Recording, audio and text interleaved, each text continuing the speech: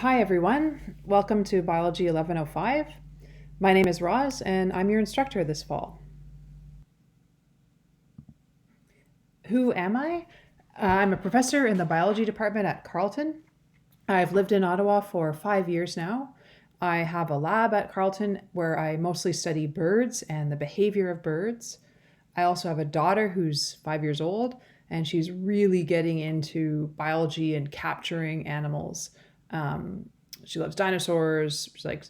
We talk a lot about all that stuff, and her latest thing is trying to figure out how to catch everything she can. Um, I was born in Hamilton, Ontario, and I grew up sailing in the lovely waters of the Hamilton Harbor.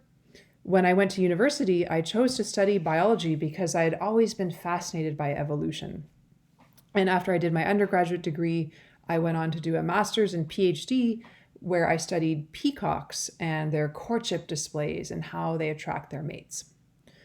After that, I went on to Vancouver, where I lived for 3 years, and where I studied hummingbird behavior as a postdoctoral fellow at the University of British Columbia.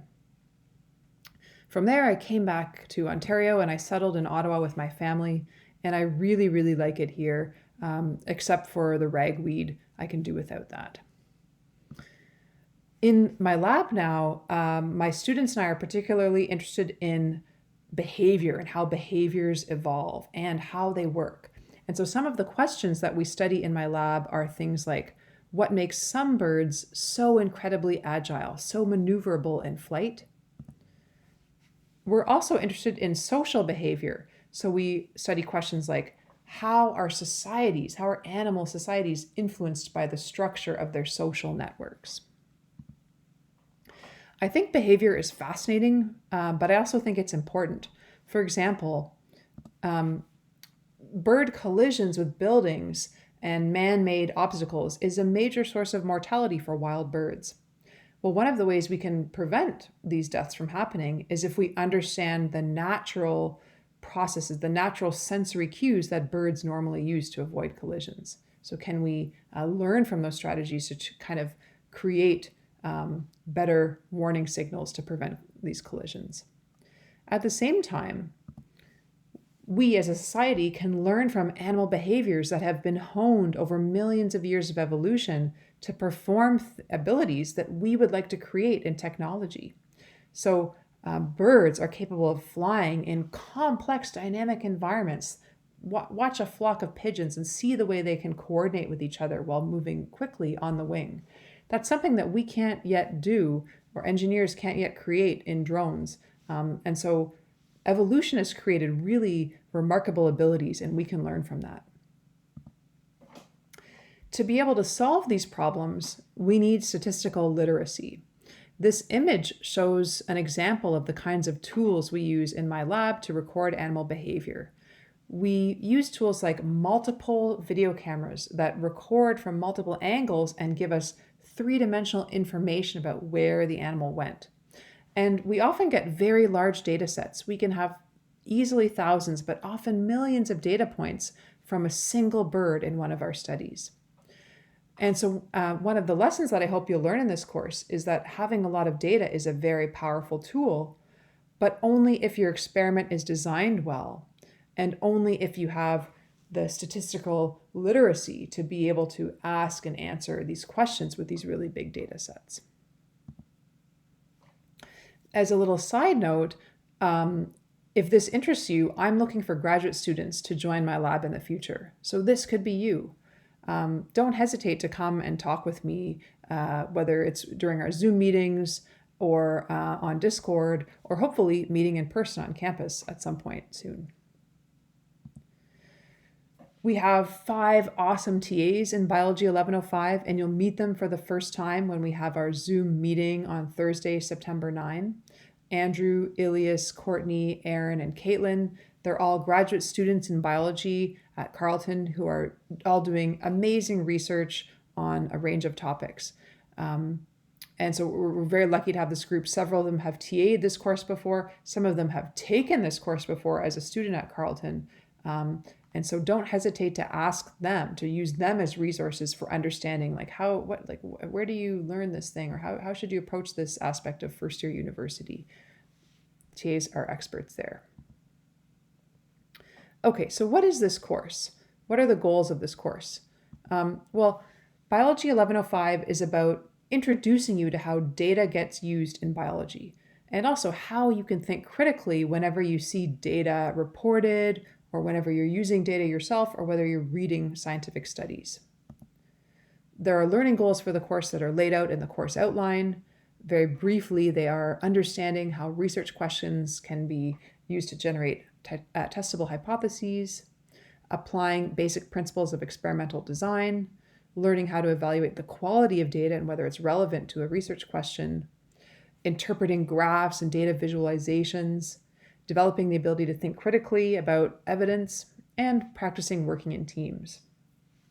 In this course, we'll talk a lot about examples of statistical inference from recent scientific studies, from old scientific studies that might have been done 50 or more years ago. We'll look at examples of data in the news. We'll look at data that's relevant to everyday life. And we'll even look at data from you as a class and from experiments that we'll conduct together online, where I might survey you to collect some data, for example. We'll work together as much as possible, even though this is an online course. And being able to collaborate remotely online is increasingly important. By working together online in the course, we also get the benefits of pooling our knowledge and perspectives. So when you're working with other students, they're going to be strong on things that you might be weak on, and vice versa. Okay, so now that we're introduced, I want to tell you a bit about why I'm so excited about Biology 1105. This course is one that many of you probably signed up for because it was a requirement of your biology degree. But this course, what excites me about it is that many of you will discover that you really like this topic, even though you didn't think you had any interest in it. And so I want to start with a true story about the value of statistical thinking. And this is a story from World War II in the early 1940s. And the Americans in World War II at this time were having a problem. They were losing too many of their airplanes. Their planes were getting shot down and not coming back. And so one strategy for addressing that would be to add more armor to the planes. Armor can prevent or protect the planes from more bullet strikes, but armor also makes planes heavier and less maneuverable, and it makes them use more fuel.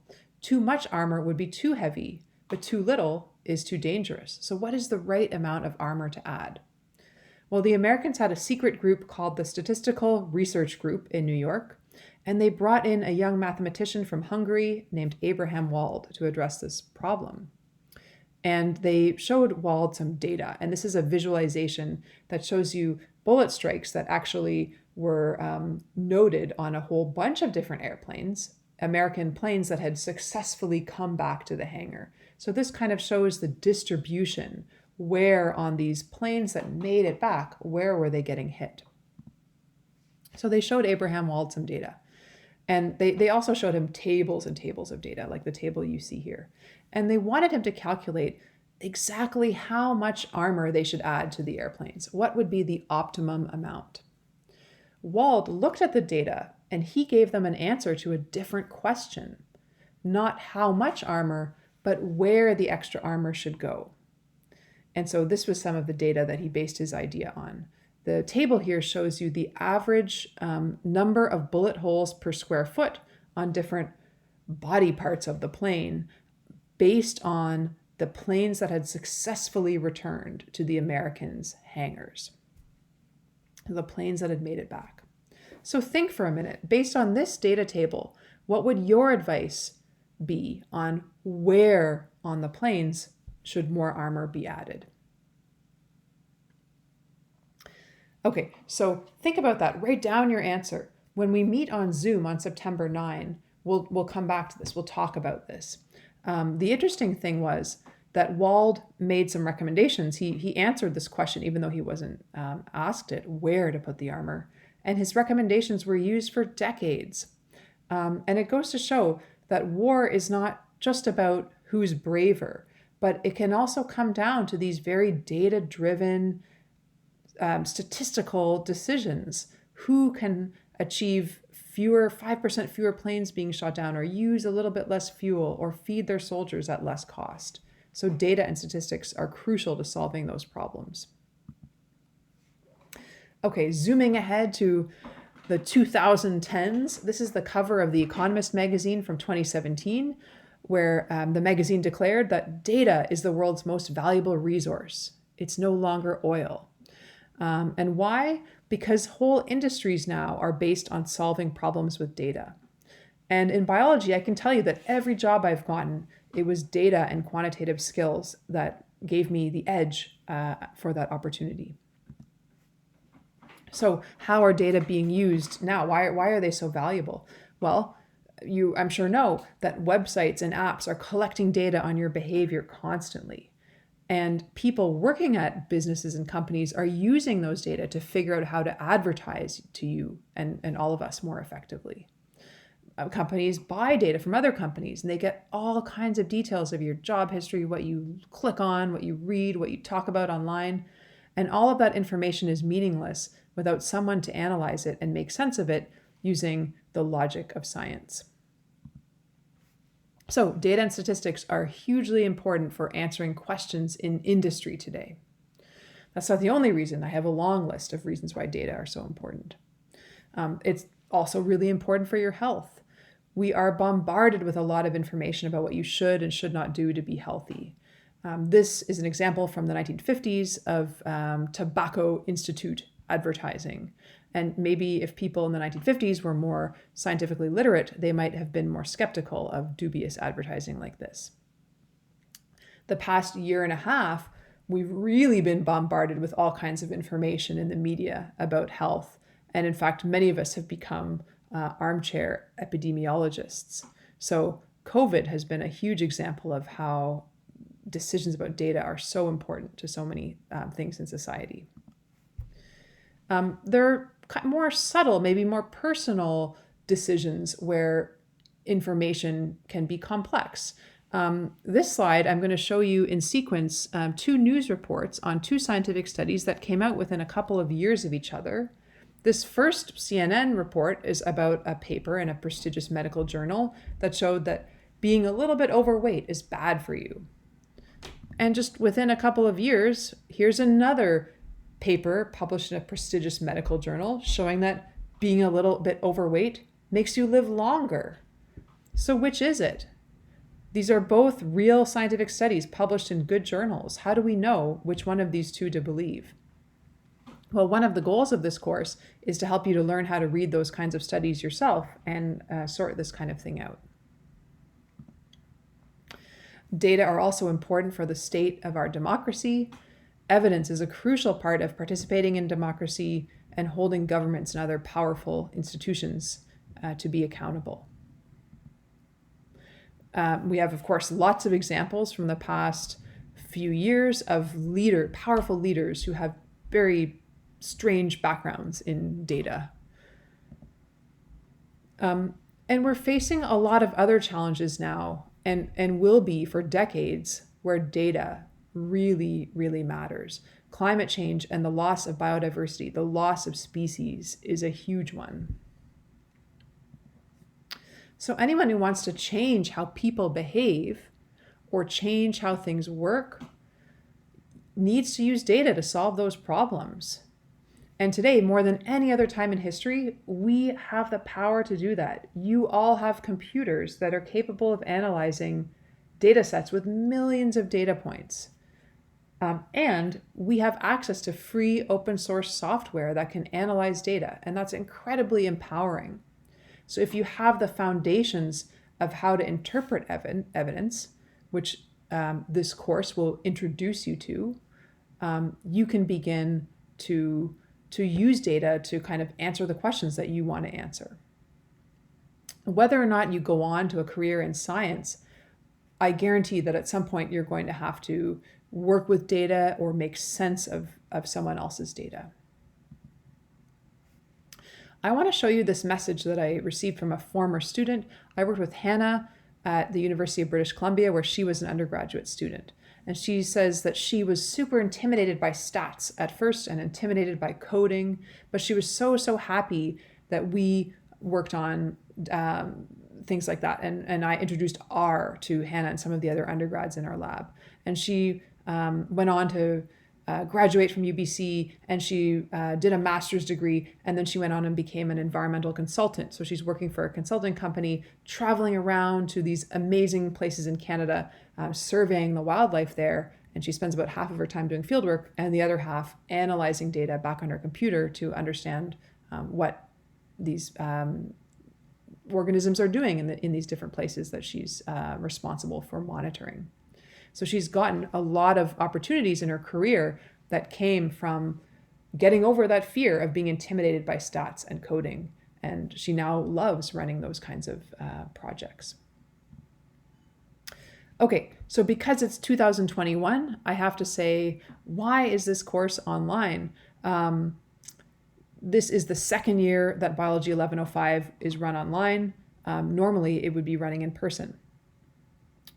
Well, we had the option this spring of either running the course online or running it as a hybrid where a small number of the students in the course would attend in person. About 50 students would attend in person, and the other 175 students would watch a recording of what was happening online from home. And what I realized was that this was not going to be this kind of hybrid in-between format was not going to be good for Biology 1105. And the reason is that everything we do with data is on our computers. And we interact with each other a lot, but we really need to be able to be close to each other, look at each other's screens. And so what they were going to do is have these 50 students in person spread out in a room that fits 500 students. And we would not be able to sit close to each other to work, like TAs wouldn't be able to come up and look closely at your screen. And so it just really wasn't going to add any benefit. In fact, it was going to make it harder because it's easier to share screens and work closely together online than it is to work closely together from 6 feet apart in person. So it just wasn't going to work. And Biology 1105 works really well as an online course. And so rather have, it's better for it to be a great online course than kind of try to be something in between and just be bad for everybody. So that's why. Okay, how does the course work?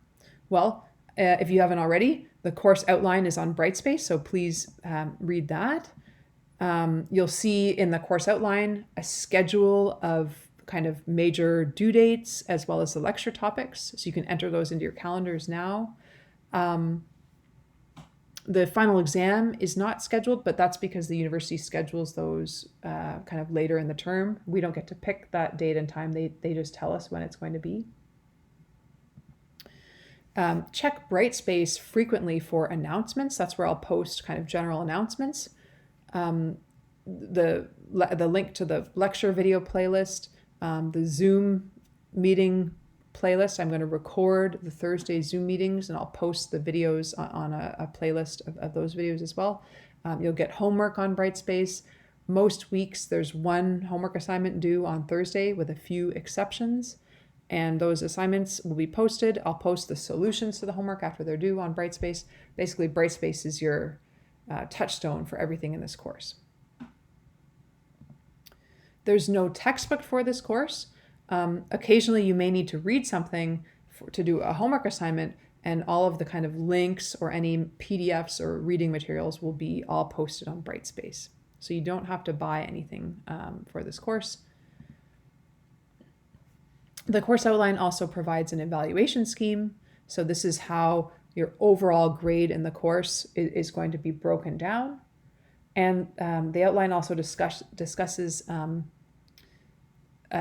things about academic integrity that you need to read, and some aspects of accommodations. So there might be specific cases where you may need an accommodation. So please read about that in the course outline, and don't hesitate to get in touch with me for anything where you might need accommodations.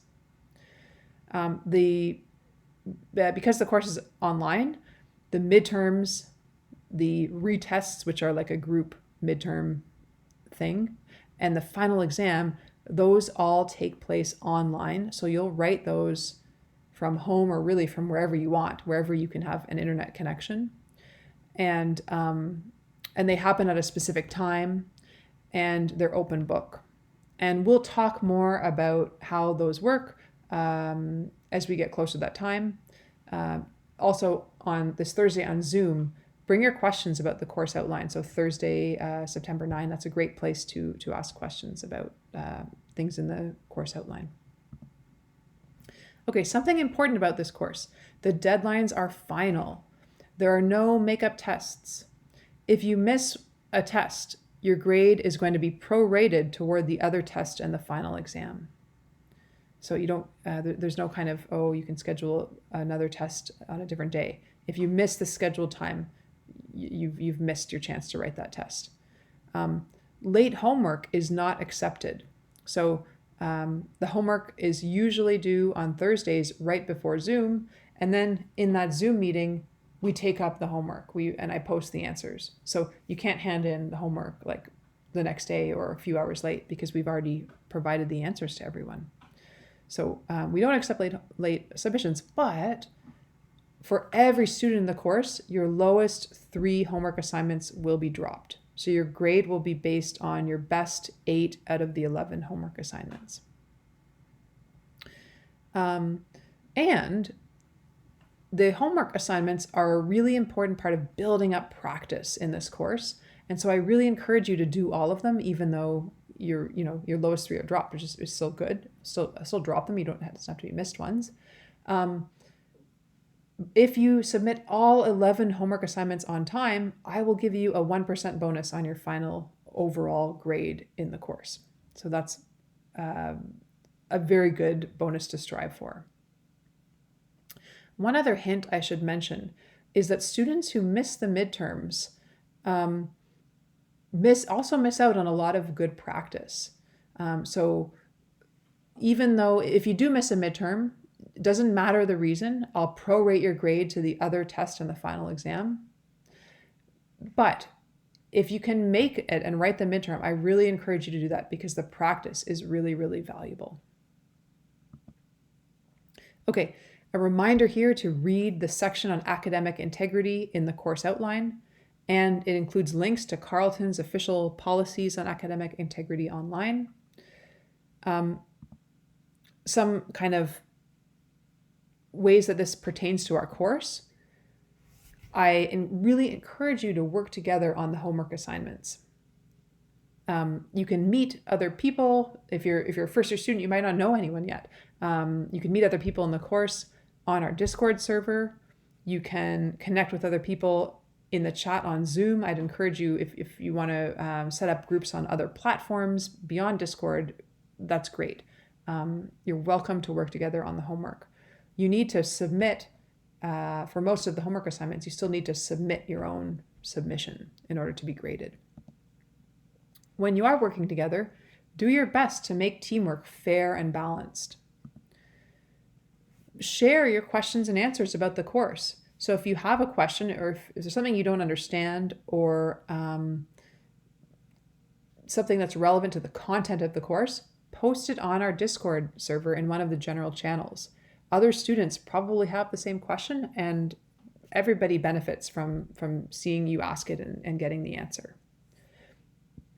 I also encourage you to answer other students' questions on there. Questions can be asked and answered by students and TAs. And I really encourage you to help each other out in the course. That one of the best ways to learn something tricky is to teach it. When you have to teach something, you very quickly realize the parts of it that you don't understand. And so it's like a really efficient way to learn it properly or to learn it well. So we try to build that into the course a little bit with our retest activities on the midterm. The retests give you a chance to have to hash out your answers to test questions with a small group of peers. And so that just is another chance to kind of reinforce your learning. Be respectful of each other and respect diverse viewpoints when you're working together. A few remarks on honesty. The tests in this course and the final exam, the individual test and final exam, they are done on your own. They're intended to be a way to evaluate your own personal learning. So that's the one case in this course when you write the individual midterms and the final exam where you cannot be working with a partner. You cannot share material during the online tests or exams. And you can't ask someone else to answer an exam question for you or a test question for you. Okay, so if you do those things, you're violating Carleton's academic integrity policies. And that is not a good idea because you'll either receive a 0 on the test or exam, or you can fail the entire course. Okay, so some more general advice. This is not a statistics course. We practice some basic quantitative skills, but the math we do is not difficult math. It's really about combining basic quantitative skills with logic and probability and language even. That's one of the wild things about statistics. It's like applied statistics. When you're working with data as a biologist, it's not just about the numbers, it's about the communication, the language around how you convey your findings. So, and this course introduces you to a lot of that process. It's really a lot of common sense. There was a student who came to me 2 years ago, and he was concerned about this course. He really wanted to do well, and he was like, I'm not really sure what is going to be on the midterm. He said, no offense, but a lot of this stuff is just common sense. And I was like, yes, that's the whole point. That said, we focus a lot on definitions, and getting those definitions right matters. And some concepts in this course might seem simple, but they might not be, right? They can be kind of deceptively simple sometimes. And so what really helps is to do a lot of practice to kind of build your understanding of those definitions and to build your understanding of those concepts that might seem simple but are not. And what I've seen from teaching this course for a few years now is that the students who keep up with the material, who do the homework on time, and kind of keep up with the lecture videos and everything, and take the opportunity to talk about it with other students, those students do really well on the tests, and it's really not hard to get a great grade in this course. However, if you fall behind, that's where it gets more challenging. So practice in this course is just so important. And this course, the material really builds on itself. So we kind of start with some things, and the core concepts that you're going to learn at the beginning are going to become or infiltrate the later topics in the course. And so kind of keeping up is really key. Okay, how to stay in touch. I want to hear from you how things are going. We ran the course online last year, so this is not the first time it's run online, but it is the first time we've used Brightspace. Everything in Carleton got moved to this new learning management system. Tell me on Discord, like, how is the Brightspace page working for you? Is there something like funny about it? The TAs will be on Discord to help you with those kinds of things as well. Tell me how you're like, was there something that you didn't understand in the lecture or that you want to discuss? Like, keep in touch with those things on Discord. You can post kind of messages about the content of the course that are general. Use the public main channels for that. You can also send direct messages to users, including me and the TAs. If you have a question about your own personal progress in the course, that's the kind of case where you'd want to contact me directly, either by email or a direct message. Okay, what's next? Well, there's a survey that I want you all to take so I get an idea of who is in this course. The link to the survey is in an announcement on Brightspace. You should also complete the pre-course practice questions and complete those before we meet on Thursday And the questions are posted on Brightspace. It's intended to give you kind of a taste of doing homework. Like you can try out submitting a homework, but it's not going to be marked. It's just for practice. Okay, so we're not even going to look at your answers. What we will do is take up the answers to the pre-course practice, and we're going to do that on Thursday, September 9. And you'll meet me, meet the TAs, have a chance to ask us questions, and then we'll take up the practice. Okay, that's all I've got. So we've got our Zoom meeting coming up on Thursday. It will start at 4:35, and I'll try to be there a few minutes early. All right, hope to see you there.